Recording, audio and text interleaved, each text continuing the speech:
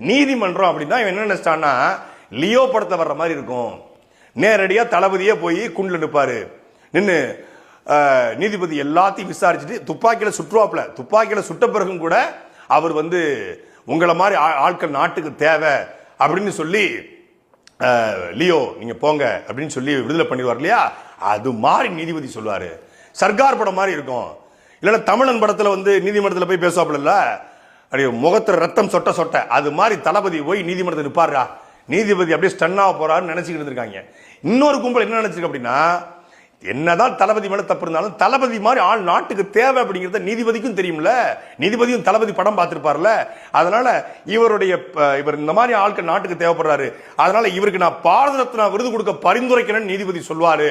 இந்த தமிழ் படம் படத்துல சிவாக சொல்லுவாங்கல்ல, உங்களுக்கு வந்து டிஜிபியா ப்ரொமோட் பண்ற நேரடி நீதிபதி சொல்லுவாப்ல, டிஜிபி ப்ரொபோசனுக்கு கொடுத்துறேன். உங்க பாட்டி வந்து கொலைகள் செஞ்சாலும் அதை துச்சமான மதித்து அந்த கொலைகள் இது பண்ணிவிட்டு அவருக்கு கோல்டன் குளோப் விருது கொடுக்கறதுக்கு நாங்க பரிந்துரைக்கிறேன்னு சொல்லுவாங்க.